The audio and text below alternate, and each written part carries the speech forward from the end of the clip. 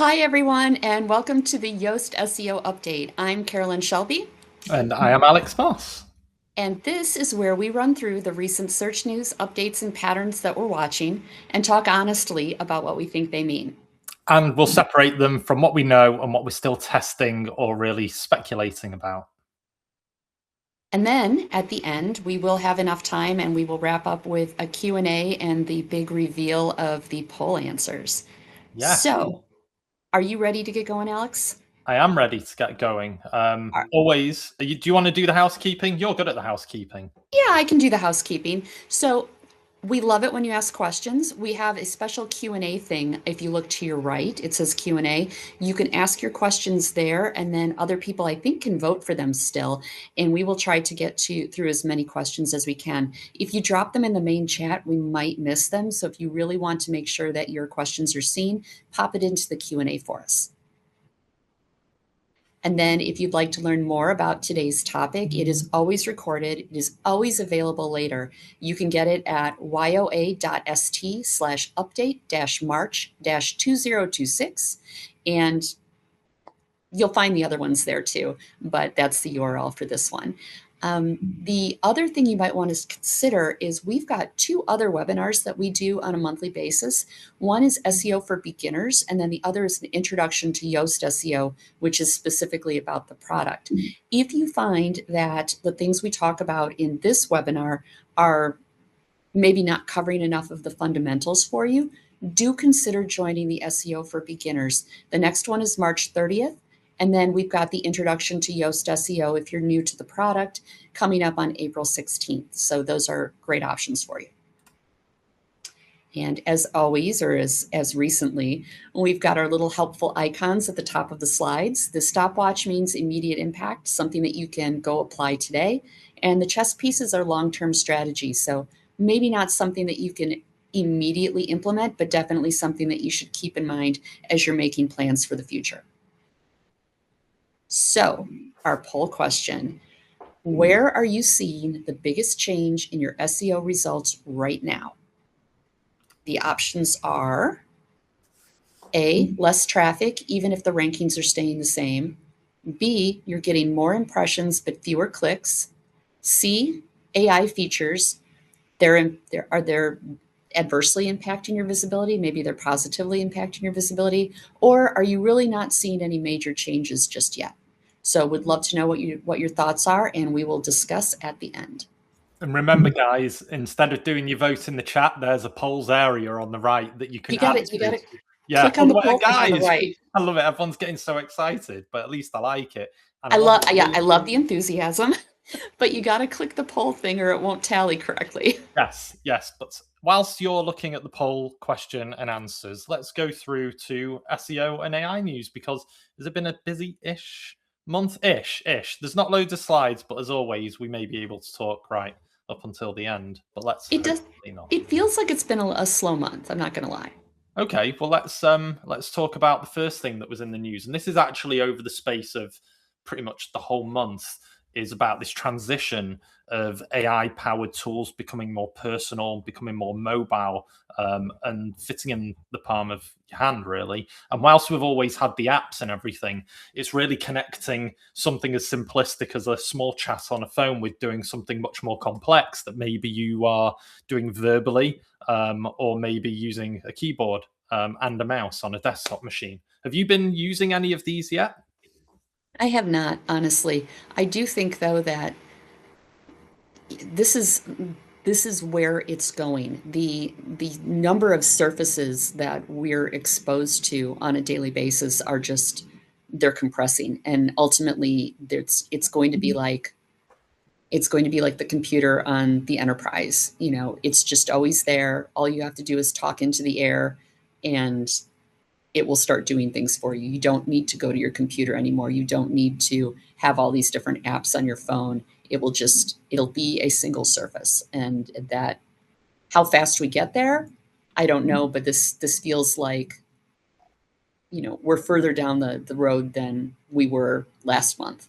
Oh, 100%. And it's interesting that as soon as one person releases something within that month, loads of other people. So, for example, Manos, who I think hadn't even been acquired by Meta on the last SEO update, or it It just had, I think. just happened. And in that month, they're now getting my computer, and they're just connecting that seamlessness of experiences where you're going from the browser into the computer itself and then into the device. It's all becoming one session between all of these devices, which is kind of like cloud prompting in a way, weirdly. You say one thing, it shows up everywhere. It's able to organize everything. And even with Claude Dispatch, which came out in the last week, that's adding Discord and WhatsApp, not WhatsApp, Telegram into the mix as well as just another place to do it. So now you don't even have to go into an app, a specific standalone LLM app. You can do it inside your normal instant messenger that we've been using all of this time, which again, more seamless behavior, really, isn't it? But yeah, it's exciting, this part, I think. It's exciting. I mean, it's a big change. It's going to be, we all got very comfortable with the way things were because they've been relatively static for like going on 30 years. 30 years is a long time. 30 years is most everyone here's working memory. We have no memory of things being different. So this is a huge change, and it's going to feel, I think, a little unsettling. But the horses have left the barn. The roller coaster has left the dock. We're locked in, and we're going on the ride, whether we like it or not. Oh, 100%. But I am really excited. And yes, was it Louis made a good point here that Claude have also announced yesterday Computer Access 2, which I'm going to be using in the next month or testing out and seeing what happens. But it's funny how quickly all the other competitors spring out with a very similar feature in such a short time, whereas back in the day, when I say back in the day, 3 years ago, someone does something and for months and months and months, there may be no other word from the competitor. And now it's very fast. But it also shows how fast you can get something through the door. Well, and I think that everybody's kind of working on the same stuff. So even if somebody beats you to the punch, you were close to launching anyway. Yeah. So, but yeah, everything is just really so much faster. Like time is just compressed. Yes, and talking about, you said the horses are bolted already. I mean, this is an interesting piece of news. Google patenting a description of replacing the search results page with AI generated landing pages, which is, I don't know, this is to me the first clue of the native SERP as we know it is going to be dying, maybe faster than we think. I think the interesting concept here, we know that this is what Google's been moving towards because AI overviews is replacing so much of the SERP now, and it's occupying so much of that real estate, and nobody scrolls, right? I think the interesting thing is the LLMs that are not Gemini, the LLMs that are not Bing, they have to get that list of seed pages and seed URLs for grounding from somewhere, and they're getting them from Google. If Google stops making those available, full stop, where are the LLMs going to get that ranking data from? Because they're not going to build their own ranking engines. It takes so much energy and so much compute to generate that. That's not something they want to do. Obviously they'll go to Bing, because where else are they going to go? Which will be great for Bing, but what is that going to mean for how we're trying to rank, how we're trying to improve our AI visibility? If we can't see the rankings in Google anymore, how do we know that Gemini is finding our content? How do we gauge how well we're performing? So it's just because they filed for the patent doesn't mean this is going to happen tomorrow, but there's a high probability it's going to happen. I don't know if I'd be as bold to say in the next 12 months, but we might be in a 24 to 36 month window for this. Oh, 100%. And I know that there's Q&A here, but Becca put in a good thing in the chat. And AI generated landing pages, how will companies manage their own brands and narratives? And that's kind of a good question. You were alluding to how will that happen? And that was actually like my entire talk that I just did in Munich was how are we going to control our narrative? Because the click economy is ending, and now we're sort of in the narrative economy where we need to make sure that the messages that we send out are consistent across all the Mm. channels that we're seen in, and you have to make sure that they're seen in many channels. So you can't have. Do you remember when there was like an SEO title and you would have a different title than your headline or your H1 for SEO purposes? Mhm. Bad idea. Everything is going to have to be not identical, but the same language, the same messaging. The example I gave in my talk was if you were to go to any of the LLMs and ask them what kind of activities you should do with your preteen in Paris for spring break, a lot of them are going to say you should take your kid to Disneyland Paris because it's a magical experience. Like they'll literally tell you, you should do this because it's a magical experience. And where do you think they got the word magical from? They're synthesizing and repeating what they get from everywhere else because Disney is the master of tight, consistent messaging. And they say everywhere that it's magical. And if you say it enough times, the LLMs will believe it and repeat it. It's very interesting. There's a lot of chatter here about like, is that going to be a bad a quality user experience?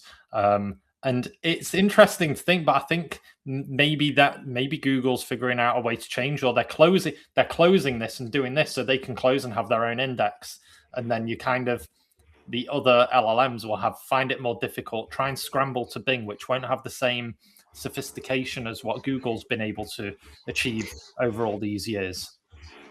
And really, I mean, does it matter if we like it? I think this is a case of this is what you're going to get and you're going to like it because you don't have any choice. Mm-hmm. Mm-hmm.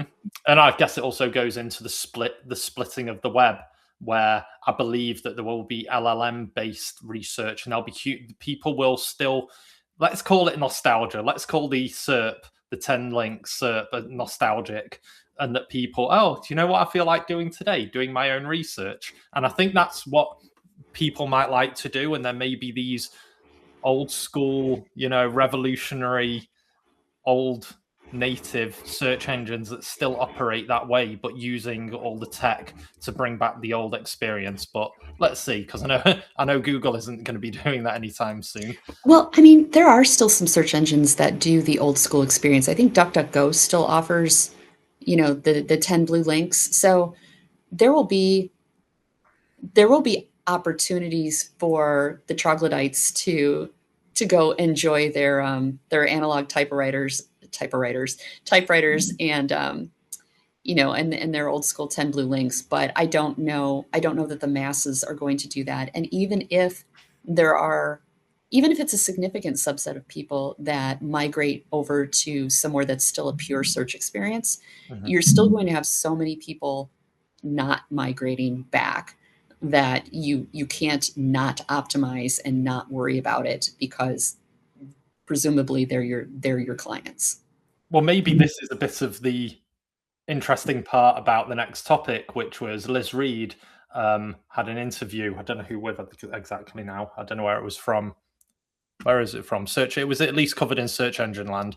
And she was talking about how they still don't know now how Google, as a product, Google Search and Gemini, you're going to converge or diverge, and how that's going to look in the future. My guess it's going to become Gemini. Gemini will be the new Google, maybe in the next 1 to 2 years. But it's also interesting that even they don't know how that old behavior of native Google search may be in the future. It's also maybe interesting that someone said in the Gordon is saying in the chat, there's dangers that are bad actors out there who can control the truth. And whilst I believe that's true, that one company and one source of information can be controlling in one element of truth, personally, I think in the future, no one's going to be like, I'm a Claude user, right? I think it's just going to be, I use my personal AI assistant. That AI assistant references multiple LLMs, converges what the truth is with multiple sources, and then maybe decides what that is objectively, or however you set it in your central personal AI chatbot. That might diverge. Our experience with an LLM will diverge into one, maybe. But this is all, maybe it still needs to check Google and Gemini to bring back the most enriched personal experience for you, which will be different. So I would say when it comes to who controls the truth, we've already been living through an era where the truth is controlled by a very small number of sites. So if you look at the reliance of the search engines on what's in Wikipedia and what's printed in select newspapers, those newspapers and those news outlets and Wikipedia controlled what was true and what was not true. And they didn't even really, no one liked to talk about it, but it is true. So what's happening now is because of the shrinking surfaces,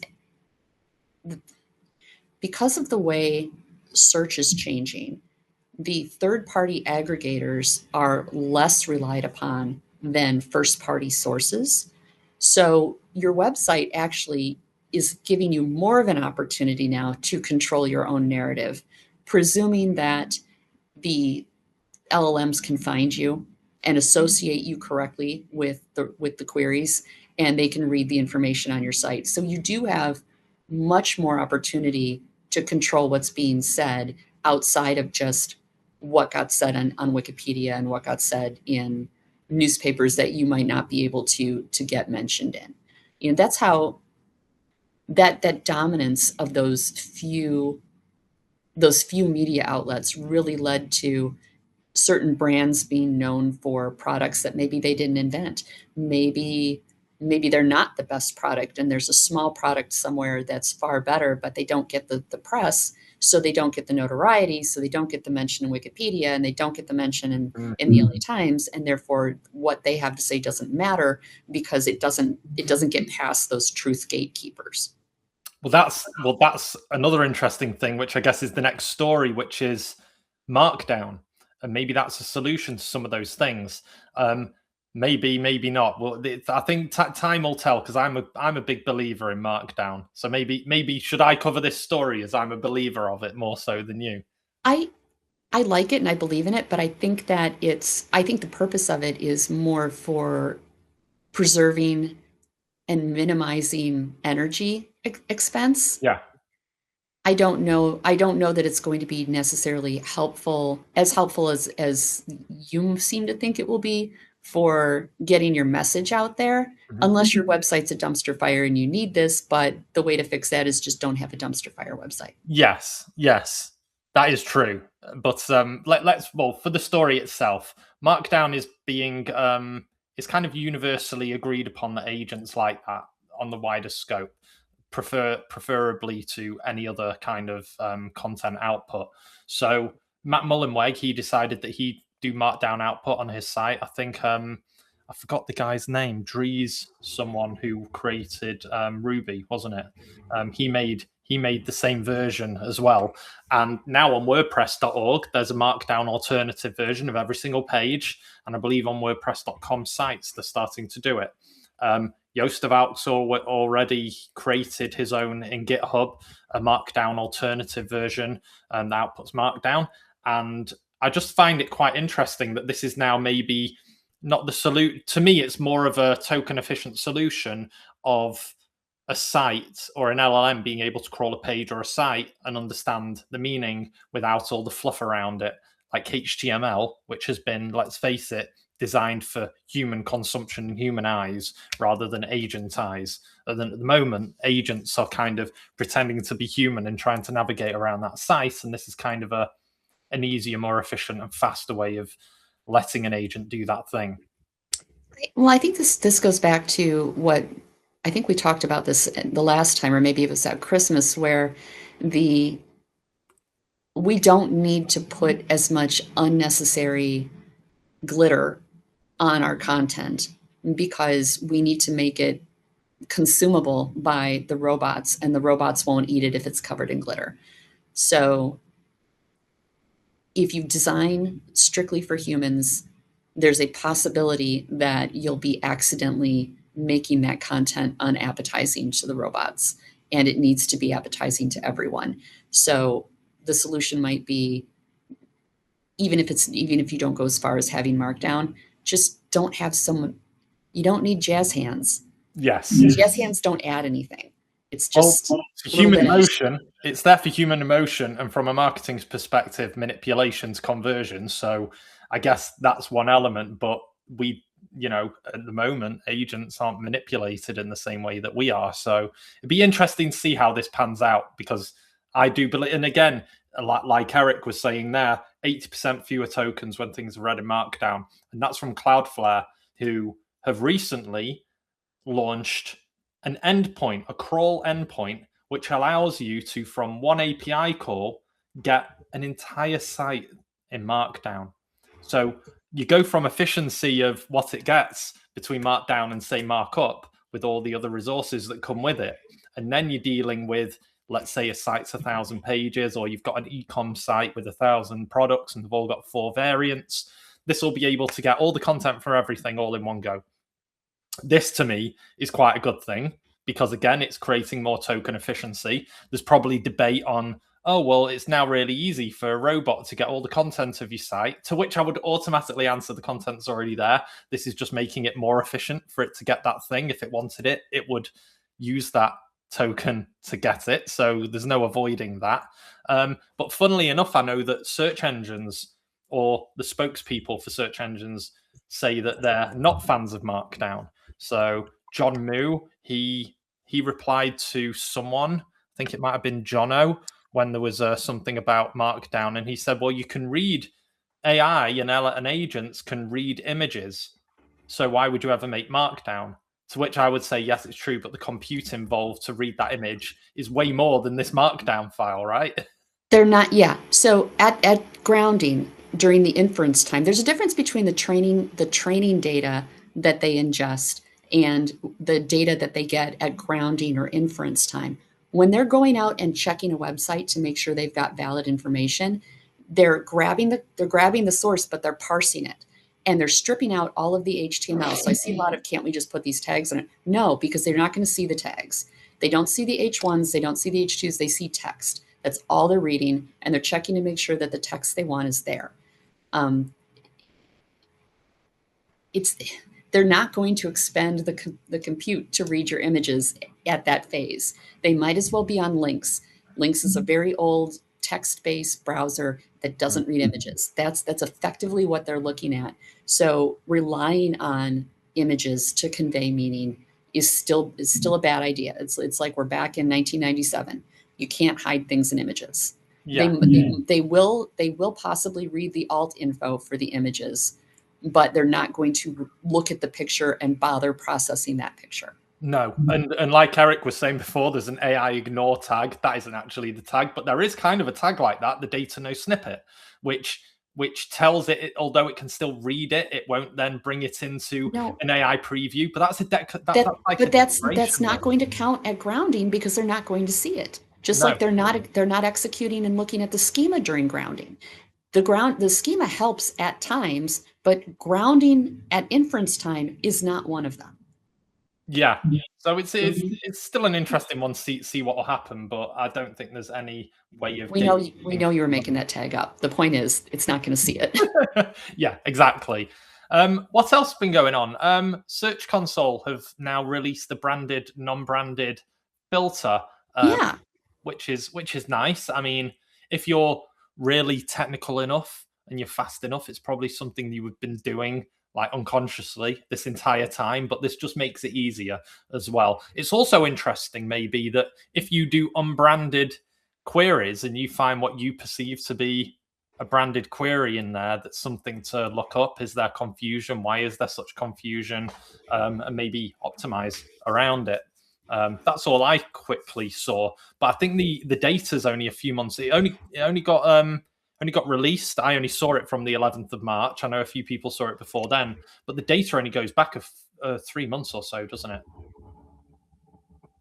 I think it depends. I think that they can group the brands. They can group those queries further back if they want to, but the default view, I think, is 3 months. Yeah. No. Then I put in 12 months, and it only goes back to November. So maybe it only began doing those, or whatever it is, or it began collecting that data or realizing that was branded. But that's what I saw. So maybe someone else goes into another property and sees something different. But is it useful? Yes. Is it the most super innovative thing that's come out of Search Console in the last year? No. So let's only spend the amount of time it should deserve. Let's go to the next one. Google Maps is becoming an LLM now rather than a search for things. I've not got it, even though I'm on Android, but you've got it even though you're on iPhone, but you are in the US. So maybe your geo over device. But I was in Germany when I played with it. Interesting. And how did you find it? So I connected, so I rented a car. I connected Apple CarPlay to the car. It pulled up my map. I laid in the coordinates, just like on the Enterprise, and I was driving. And I accidentally touched, I didn't mean to, I accidentally touched the button that starts this conversation. And I said, okay, fine, I'll try this. I need to find a Starbucks on my route. And it didn't understand that when I said on my route, I meant look at the route that I'm taking and the direction I'm going and find me coffee shops along my route. Instead, it just looked for Starbucks within a radius of where I was, and half the Starbucks it recommended were behind me. So I'm like, this is pointless. It's far better just to use the little magnifying glass in the map because it knows how to find things along your route. So I don't know that it's ready for prime time yet, or maybe it's just got some bugs that they're trying to work out. I didn't find it to be any more useful than some of the other things that already exist, but maybe people like it.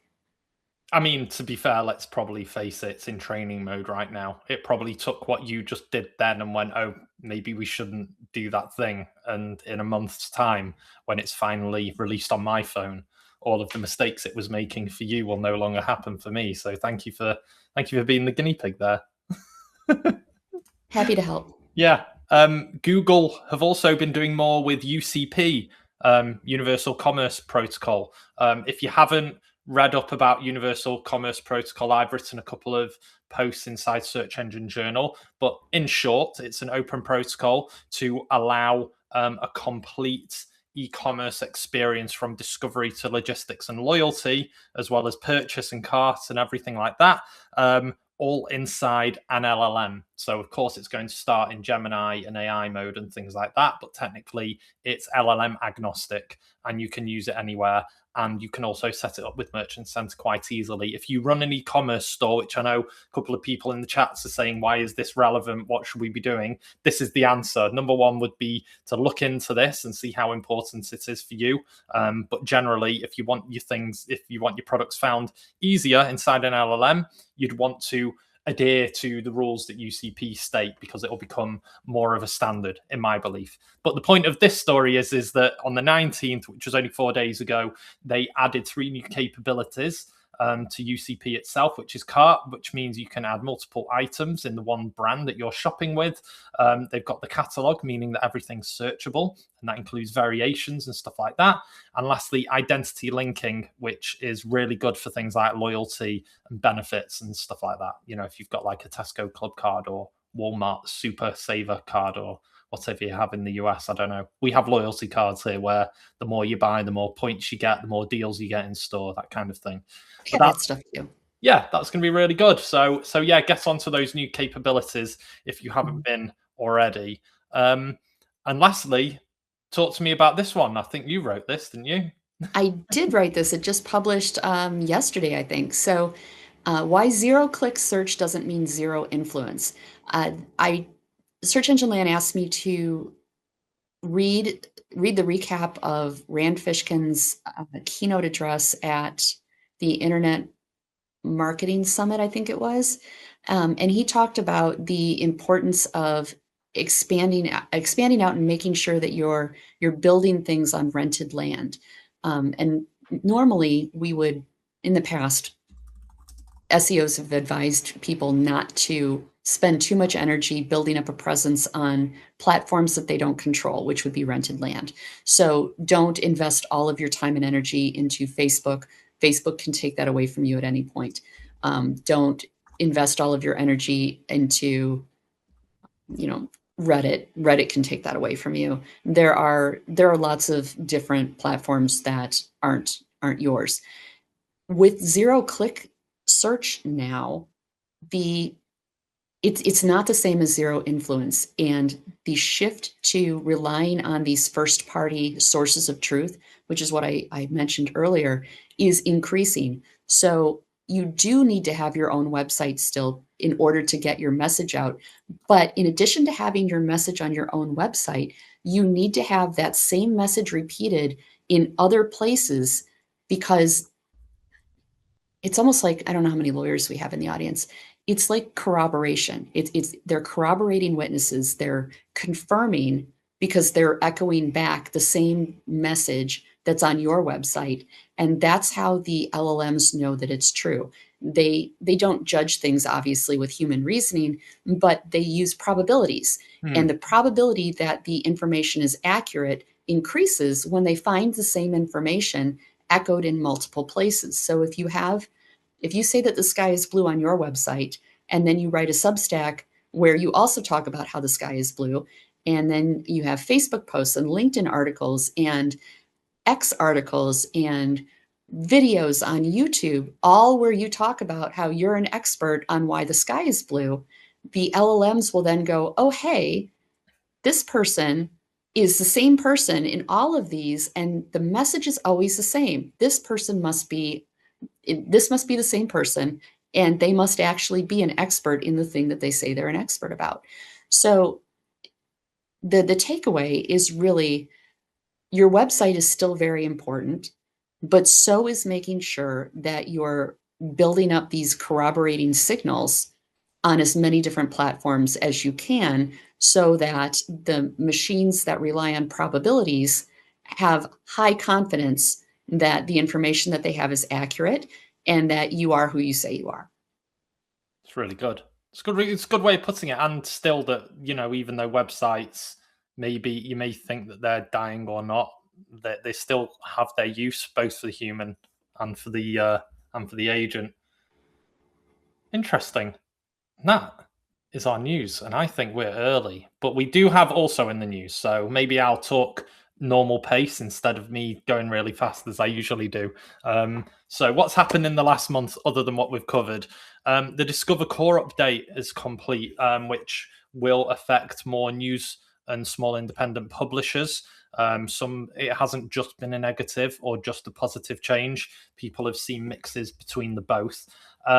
Loading content with JavaScript does not make it harder for Google search. They actually updated a little bit of their documentation to say that. So what you want to say something here about this story? Bet you do. So that's Google search though. And Google search is not all of the LLMs, and it's not at grounding. We know Google will read your JavaScript, but it won't read it instantly. It won't read it as fast as it does regular text. It does it on a second pass. It's I don't know if they're trying to bogart the information by telling people to hide it in JavaScript, but I'm telling you, hear me now, believe me later, hiding your content in JavaScript or in React, oh my God, don't you do what you want, but I think it's a bad idea. Yeah, from a search point of view, like that's not to say don't use React for things, but if you do, then just think that maybe you're taking sacrifices for search and visibility, I guess. What else is happening? NVIDIA is planning to launch an open source AI agent platform, which is interesting. I know they already they also released something called Nemo Claw, which is like a security layer or wrapper on top of OpenClaw. But it's interesting that NVIDIA is going the AI agent platform route as well, because they're the ones who run a lot of the chips as well. So it's interesting to see what they monopolize or try to monopolize on there. Amazon's blocking Perplexity's automated shopping bot. That's interesting. I'm sure they'll come back to them with demands of commissions and money to do the same, which is probably where this is going. But maybe, I don't know. I thought they would have wanted to have been open and again cannibalize everyone else that's out there. But It might be,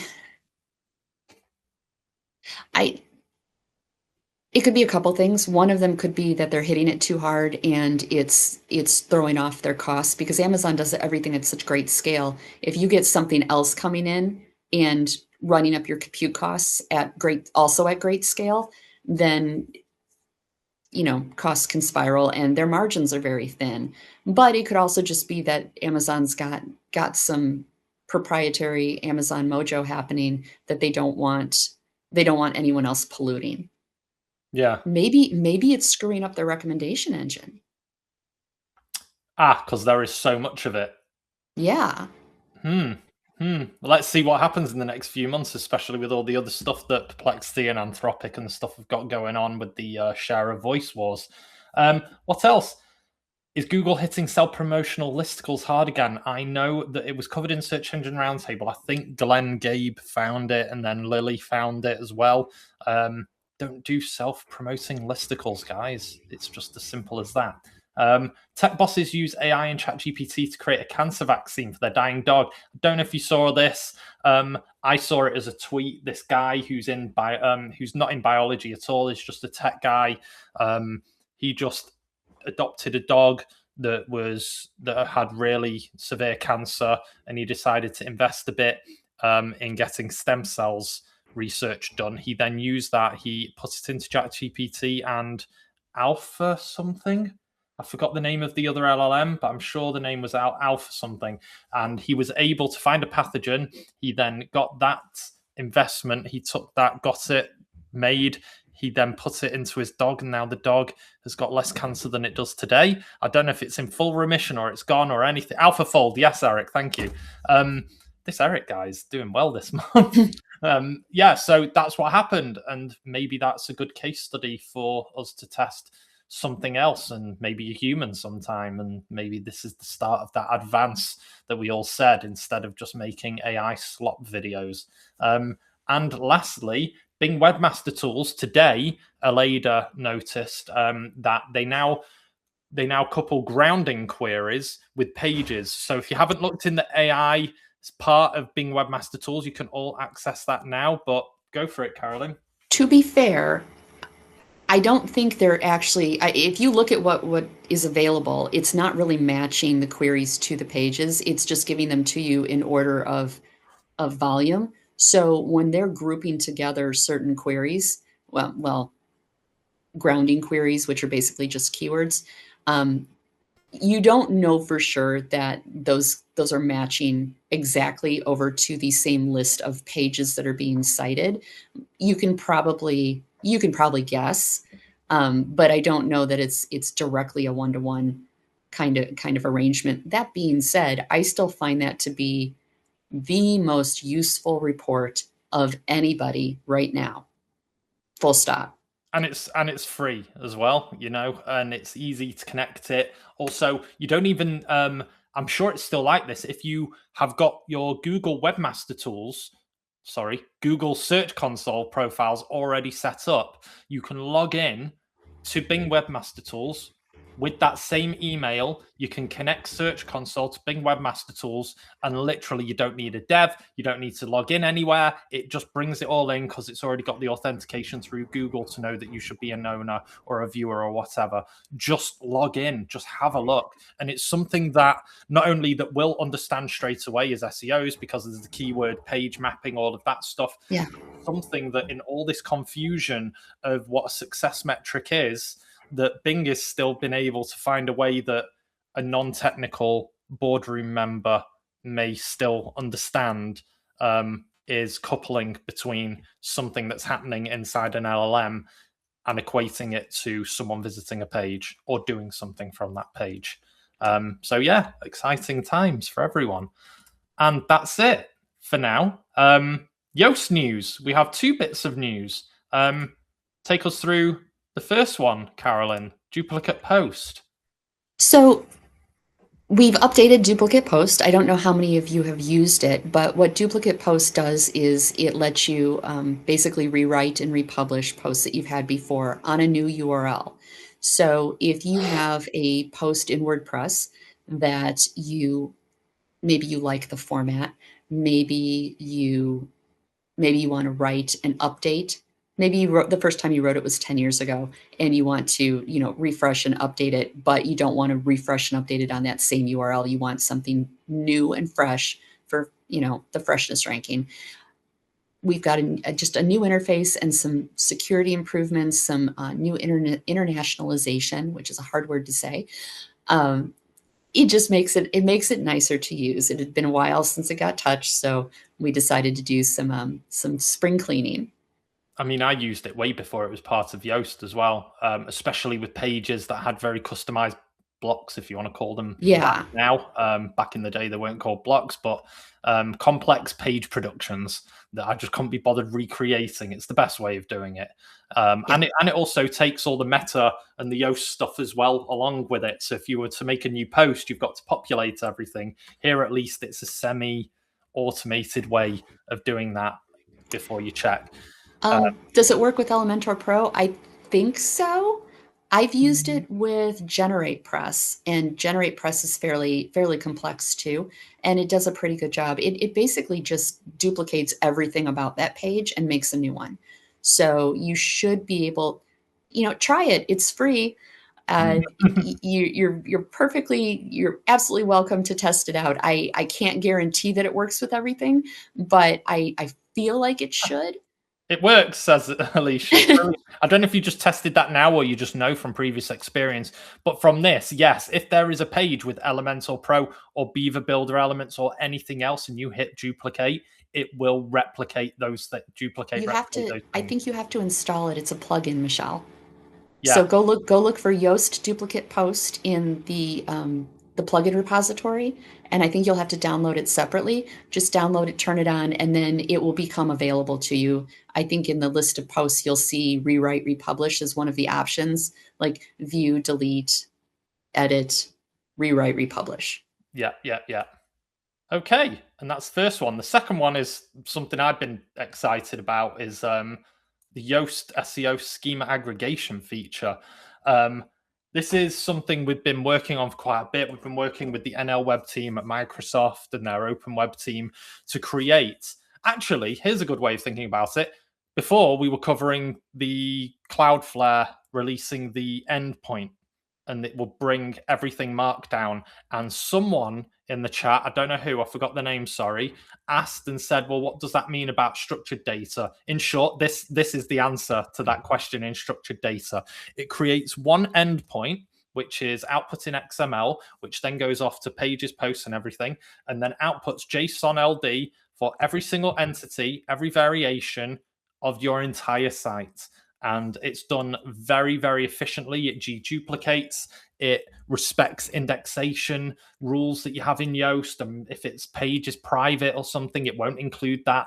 But it lets you see not just schema elements from one page, but from the entire site, and also how they're connected to each other.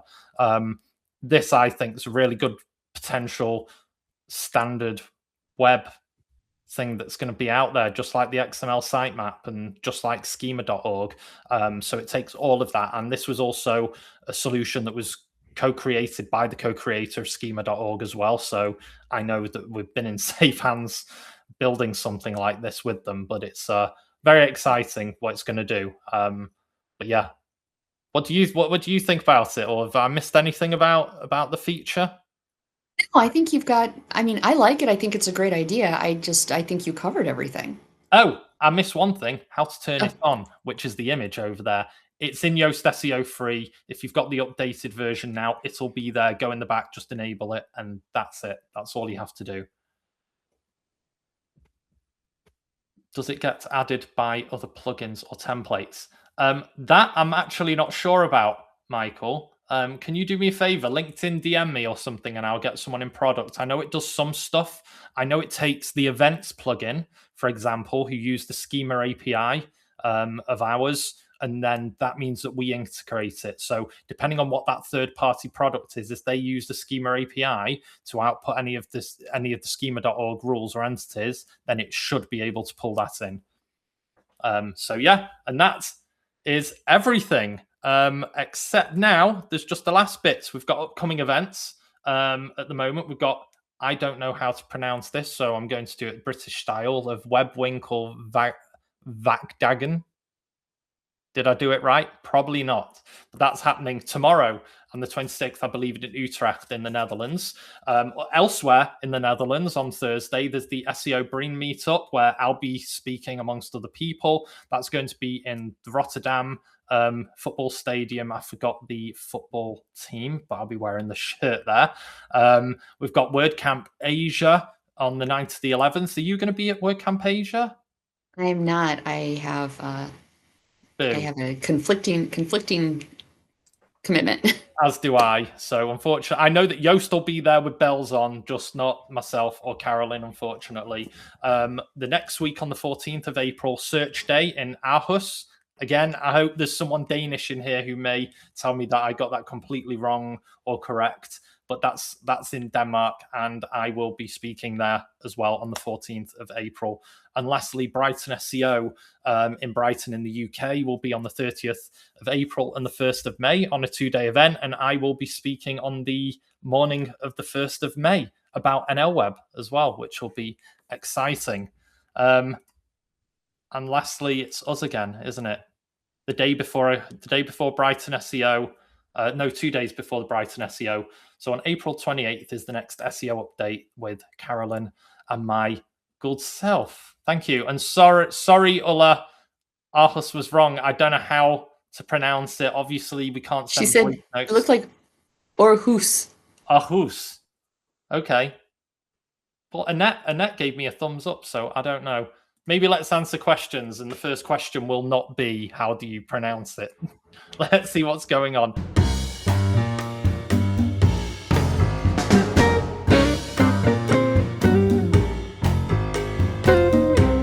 So we've got a lot of questions, but we've got 13 minutes. That to me is a long time. So should we let's just add stuff, and if we can answer, we can answer, and if we can't in this, then we'll let you know. Add to stage. What's up with FAQ requirements today? Do we put them at the bottom, at the top, woven into the body text? I'm hearing conflicting reports. Thank you in advance from Rebecca Pixley. Put them where they make sense. Yeah. I would assume if this was one of those multiple choice questions, then I probably would have gone woven in the body of the text mainly, unless again, if it's an FAQ page, then it's going to be everywhere, right? But I would say yes, as naturally as possible. Let's see. Next. SEO, GAAEO, Lions and Tigers, Bears, oh my. I'm not even sure where to focus most of my time.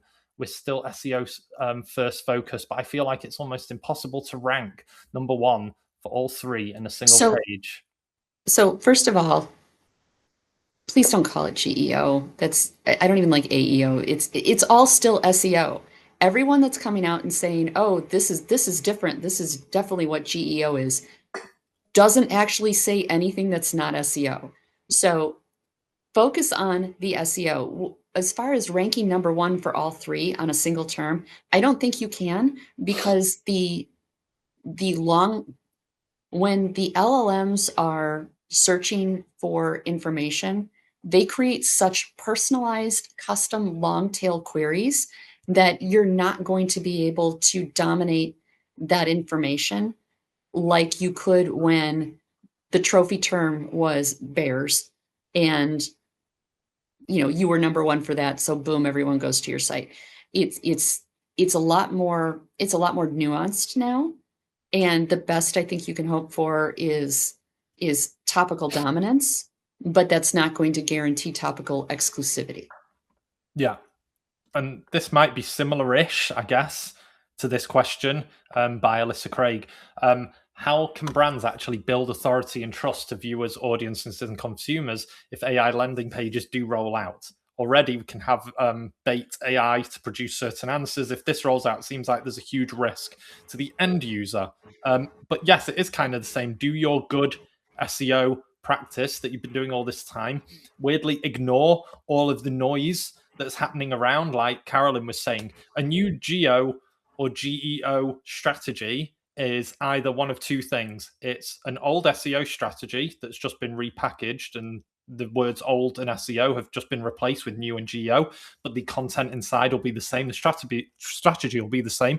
Or B, they're doing something which I would describe as black hat SEO before LLM. So it's black hat geo, I would say.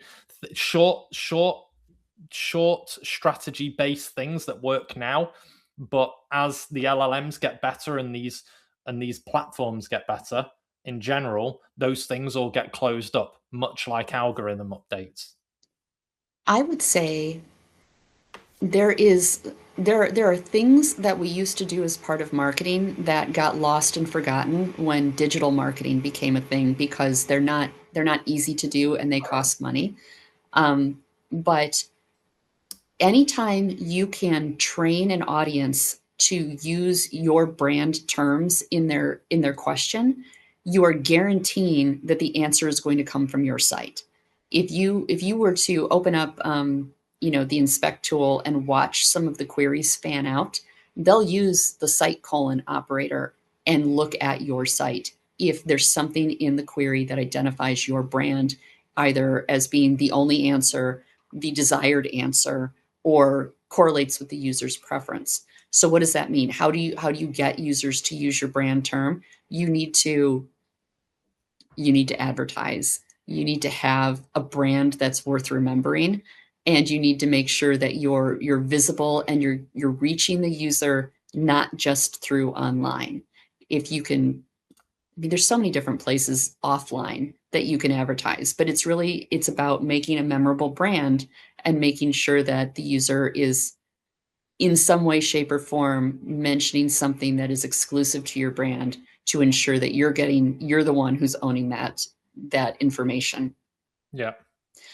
Before you go to the next question, we forgot to do the poll. Oh, let's go to the poll. Oh my God, I'm so sorry. Let's add it to the stage. How dare you? So we'll come back to yours, Cindy. Here we go. Poll is closed. Where are you seeing the biggest change in your SEO results right now? So let's go from the least to the most. So least amount of people said no changes, but still 18%. 19% less traffic, even when rankings stay the same. Then more impressions, but fewer clicks. But most of all, AI features, overviews, ChatGPT. So you can see the changes happening big time already. Yeah, I mean, the AI overviews especially is just inhaled everyone's clicks, and they're not coming back. No, they're not. So I guess this is kind of related to the next question. Like, what's the point of making new content if you're not a retail site? If there's 0 click, 0 income, then what's all this for? What's our incentive for creating content? So this is like the central thesis of the book I'm working on. People are going to create content because they love to create content. And if you're creating content with the hope of having a viable business model, I regret to inform you that organic SEO is probably not the way to do that. You can still make money making content on like TikTok and on YouTube, because video is still a place where that content is going to be helpful. But the programmatic is AdSense basically is just, you're going to have to diversify your revenue sources. If that means you publish a book and people can buy your book from your site, then you can keep creating content to get people to buy the book. But there's going to have to be some sort of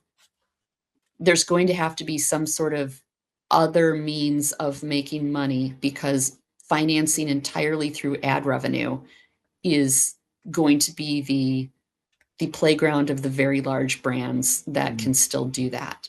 I don't personally think it's going to be a viable business model going forward. No, there's got to be something behind it. I'm not gated content, maybe gateway content that makes someone think and enticed to read more at that point, that's maybe behind some kind of wall. In the funeral industry, TikTok and YouTube content is inappropriate. That may have been true. I think your challenge is going to be, can you make some content that is not inappropriate? Because if you look at Gemini and look at the dive deeper responses, Gemini is actively shoving videos into those responses, even if they're not 100% related. Why are they doing that? Because they still make money on video views, and Gemini is owned by Alphabet and Alphabet owns YouTube. So there are opportunities to have your videos, even if it's just a very, you know, let's go with the funeral industry example, even if it's a somber, we're so sorry that your loved one has passed away, or if you're confused about what to do next, let me walk you through what the process is. Mm. Even a video like that has a high probability of getting displayed if a user enters a query or asks a question about, I'm in Poughkeepsie, my grandfather just died, I don't know what to do. That could come up as a solution, or offered as an answer. Is it okay to run ads on those? Okay, that's kind of gross, but YouTube will still run ads on them, and then you will make some revenue from those ads being run. And if that person is local to you, hopefully you'll get their business as well. So I mean, there are things you can divert into and pivot into, but it doesn't necessarily mean it's going to be as ideal as it had been. Yeah. Okay. Next question from John Broom. What can we do to protect our brand from AI hallucinations and other form of drift? I think this is maybe just another form of online reputation management that's been there all this time. It's making sure that you've got all of the data points available. The AIs will hallucinate. So I just talked to some lawyers like last week about this. In Do you know why they call multiple witnesses for trials? Because human memory, when you witness an event, if you don't see everything, like every little detail, and commit that to memory, when you remember back to it, your brain will fill in all of the gaps to form a cohesive narrative. That's essentially what the AIs are doing. When they don't have all the data points, that's when they start making things up, because they're trying to create a cohesive narrative. If you give them all of the data points, if you make sure that you've got all of your important bits in a form that they can read and ingest, you're not eliminating the possibility of a hallucination, but you're minimizing it. The probability will decrease that they're going to hallucinate if you're providing all of the information that they require. Drift can happen if you overload the context window. So making sure that you're not publishing pages where you've got 8,000 words and the important bit is in the middle, they're probably not going to see that. So there's some structural things you can do, but everything, if you boil it down, is making sure that the information is easy for them to access. Okay, right. We've got a minute and a half left. So Sorry, I thought we'd leave it with a deep question from Christine. I thought we, the humans, are teaching AI about who we are. AI doesn't teach us. We teach AI. Isn't that correct? I think for me, the answer is yes and no. So we are, as a human race, giving AI data and information to learn more about us as people, the way we interact. Reddit is a great example of, maybe not now as much as it was 6 months ago, because it's been used more to get abused because of all of this. But Reddit is like the biggest, in my opinion, range of the human psyche, whether it be good thing or bad thing. But what it is ranged, and it has different people talking about different range of topics in a different way about every topic that's out there. So to me, yes, AI is definitely learning, but there's things like, let's use the dog cancer story from a little bit ago. It's just stuff that it's teaching us ways in which we can maybe process and behave in a more efficient manner alongside AI as a technology anyway. And that, I don't know, maybe there will be that dystopian phase, but then there'll be utopia where we'll be able to work more in tandem with the well, technology. Similar to yeah, the dot-com boom, right? And the internet boom in general. It was a shock to the system economically, psychologically. Now I feel like we're used to it again, with good and bad parts of the internet being there. And this might just be the same motion that's happening again. And we're just at the beginning of the discovery phase. so I don't know that the AIs are actually when you say they're teaching us, it's not necessarily that it depends on what you mean by us. Are we talking about individual people or are we talking about humanity itself? The AI is taking the information that it's got and that it's given, and it can just read through it and process it almost infinitely faster than any group of human beings could do it. So it seems like it's teaching. It seems like it's thinking, but it's really just doing what we can do but faster. So it's helping us get to conclusions quicker. It's helping us eliminate bad options and focus on the good options faster. It's just making everything faster. So I don't know that it's teaching us so much as just taking some of the processing off of our plate. That being said, if you look at individual people, children have to learn about humanity from other humans, right? But eventually those children learn enough when they grow up, by the time they've grown up, that they can start teaching other people, or they might have some new and interesting insights into things that they can then share. So I don't know if it's so much either we're teaching it or it's teaching us thing. I think it's a mutual exploration of the facts, and it just has a really good memory and exceptionally fast reasoning power. Yeah. Well, I hope that answered maybe some of your question, Christine. Go on, you've got one more thing to say because we got to wrap up here. I just want to address I thought I had the time wrong. We are in this weird situation right now where the time changed in the US or the time changed in Europe, and it hasn't changed in the US, one of the two. But their their time, we're closer together now than we were before, and in like a week we're going to go back to being the same time distance. Like there's some weird thing with daylight savings happened. We're in this weird limbo 2 weeks. That's what happened. It'll be back to the normal time next month. And yes, It John, is it is recorded, always yeah. recorded, always available on the website. Cool. Thanks for hearing us out again for the last hour. And we will join you again on the 28th of April, where you can register up there. Until then, I don't know which side I'm on.